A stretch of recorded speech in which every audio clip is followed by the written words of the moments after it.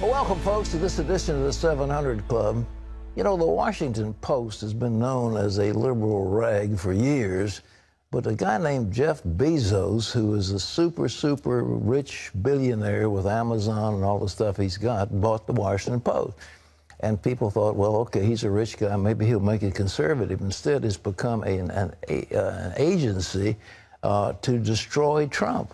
And the whole thing is attacking Trump.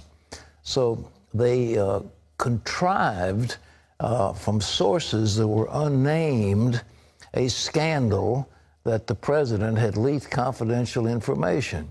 Well, those who were in the room have all said uniformly that the thing didn't happen, that this Washington Post story was nothing but a lie.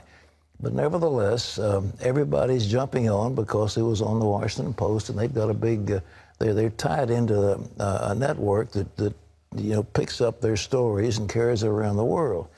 But the president has said later, look, I have a perfect right to share information on how to defeat ISIS.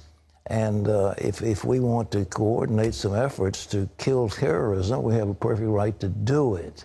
Well, ladies and gentlemen, the thing that makes me sick in my stomach is to hear Bob Corker, Senate Foreign Relations Chairman, Republican, coming out and saying Trump's got to get his act together or else. He's under attack from his enemies. They are former Obama administration hacks that are still in the government. And what Trump's got to do is fire these people and get them out of the government. They've taken much too long in filling up those positions. They have 5,000 or 6,000 people that they can put in place, and they haven't done it. And who are in there? Former Obama people who are doing everything they can to leak and to hurt Trump. So he's got to clean house. I mean, it's just one of those things. You can't delay it. Because you talk about foxes in the hen house, they're in there, and they're out to hurt him. And so I would just call on members of Trump's party, please recognize the game and don't be part of the opposition unwillingly. Terry. Well, the president's tweets came after denials about the story from top White House officials, and it's created another major political controversy in Washington. Charlene Aaron has the story. The Trump administration moved quickly to deny the story. I was in the room. It didn't happen. That was the response from National Security Advisor H.R. McMaster about the Washington Post story. The report, which quotes anonymous sources, says that when the president shared that highly classified information with Russian officials at a meeting last week, he put a source of intelligence about ISIS at risk. The Post, citing current and former U.S. officials, says the president shared details about an Islamic State terror threat related to the use of laptop computers on aircraft with Russian Foreign Minister Sergei Lavrov and Russian Ambassador to the U.S. Sergei Kislyak. But McMaster says the story isn't correct. The story that came out tonight, as reported, is false. The president and the foreign minister reviewed a range of common threats to our two countries, including threats to civil aviation. At no time were intelligence sources or methods discussed. As president, Mr. Trump has the power to declassify information, so he wouldn't have broken any laws. But the leading Democrat on the House Intelligence Committee is looking into what exactly was shared in that meeting. The controversy comes as the White House has disassociated itself from comments by an administration official who said that the Western Wall is not part of Israel. The Israeli government had requested that Prime Minister Netanyahu go with the president to the Western Wall when Trump goes to Israel, but that a diplomat in Israel told the Israelis that the wall is located in the West Bank, and so it is not a part of Israel. But the White House called those remarks unauthorized and said they don't represent the president's position. And here at home, President Trump is set to meet with President Erdogan of Turkey today. The meeting will likely center on the friction between the U.S. and Turkey over the Trump administration's decision to give Syrian Kurdish fighters powerful weapons to fight ISIS. But Turkey is against that move because it considers those Syrian Kurds to be terrorists. Another current sticking point between the two countries, Israel, as President Erdogan opposes the U.S. moving its embassy from Tel Aviv to Jerusalem. Charlene Aaron, CBN News. Well, our CBN News White House correspondent Jennifer Wishon is with us now. Jennifer, who's leaking this stuff up there? Do you know? Well, that's the million-dollar question, right, Pat? We know that the president met with the Russians the day after he fired FBI Director James Comey. So was this someone in the intelligence community with an axe to grind? I know, certainly you don't want to upset the intelligence community because they would have the ability to do things like this. But, we really don't know. And this is something that President Trump has to get a handle on, these leaks.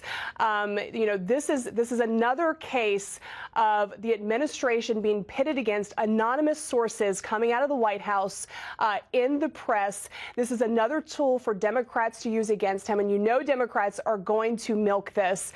And it's just so frustrating for President Trump because, Pat, as you know, he has been working diligently over the past 100+ days to check off his campaign promises. And he has made a lot of progress. But it seems like, as he's working to do that, he kind of has to take these 2 steps back every week or so to deal with these scandals. And so I can assure you that, yesterday afternoon and this morning, the president is really working to identify this leak and trying to figure out how to get a handle on this. Jennifer, he has so many appointments available to him, 5,000 or 6,000 or whatever. How many of those has he filled? Do you have any idea? Well, I don't have the latest number on that, Pat, but he's trying to make progress on that, and that's part of the problem is that a lot of these positions aren't filled, and I can tell you that some of these cabinet secretaries that are working with Trump don't feel like they can trust the people in their agencies. Sources told me that directly, and so that's a major problem. I think that Trump really needs to focus on getting his own people into his administration so that, again, trust is so important. I mean, these are high-level discussions taking place in the Oval Office, and he needs to feel confident that he can say what he feels like he needs to say at that moment without someone running out and calling the Washington Post. And we know that this president, he prides himself on being flexible. That's the president that he wants to be. He said that he doesn't want to draw lines in the sand. He doesn't want to broadcast what he's going to do ahead of time. He wants to have the ability to be flexible when he's meeting with world leaders and when he's crafting policy. So he's got to be surrounded by people he trusts. I mean, that's just, he's got to focus on that. Jennifer, I'm going to have the privilege of talking to Michael Oren, the ambassador from Israel, on Monday's show. But let me ask you about that Western Wall. I mean, that's one of the holiest places in Israel. That's the Wailing Wall. And somebody in the administration is trying to say that's part of East Jerusalem and is not part of Israel. What about that? That is a major issue going into this foreign trip. It was nice to see the White House immediately pushed back against that. But again, that's kind of sounds like there was a rogue force there in that meeting, Pat. This is a very important trip for the president. His first foreign trip, hitting Saudi Arabia, Israel, and Rome. It's kind of the world religion tour. And that, again, that is something that the president did not need going into this trip. He has made it clear that he's America is a very strong ally of Israel, that we have Israel's back. A very important trip for the president, too, as he decides, whether or not he's going to keep his campaign promise and move the U.S. embassy from Tel Aviv to Jerusalem. Reports indicate that he's getting some pushback from his staff on that. He has to make that decision this week. So it's a pivotal time for him. And again, doesn't really need this controversy going into this trip. But I imagine that once he meets with Prime Minister Netanyahu, that he'll be able to smooth that over.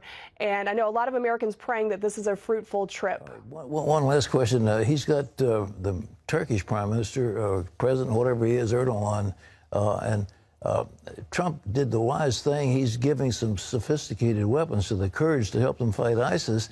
Of course, the Turks don't like that, but that's tough luck. What's going to come out of that, do you think? Yeah. Well, I don't think the president's going to shift his position here. I think the president decided to arm these Kurdish rebels in Syria because he thinks that it's a great opportunity to try to topple ISIS in Raqqa. This is a very important battle. The Turks don't like this because they place the Kurdish fighters in Syria and other Kurds in the same basket as the terrorist organization PKK. So this is going to be a source of contention when President Erdogan visits the U.S., visits President Trump here today. But look, Pat, you know, this relationship between the U.S. and Turkey has become stormy. I talked to a former member of the Turkish parliament just yesterday who said he is concerned about this relationship. You know, President Erdogan has been transitioning his country into authoritarianism. This is someone who now has control over not only the executive branch, but the legislative and the judicial branches. As he does this, we've seen him use religious incitement. He has talked about the West on a crusade against the Muslim world. We've seen Christians facing increasing persecution, especially Protestants in that country. And of course, one issue that we're hoping President Trump will bring up today is the unlawful jailing since October of Pastor Andrew Brunson in Turkey.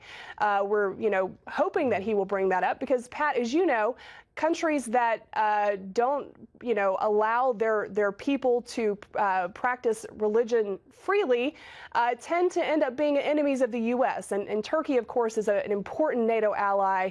And so this is a very important meeting at the White House today. Jennifer, thank you so much. Jennifer Wishon, our White House correspondent, appreciate that. And ladies and gentlemen, as you know, I'm a fan of the Kurds. I think they're wonderful people, and I think they deserve their own country.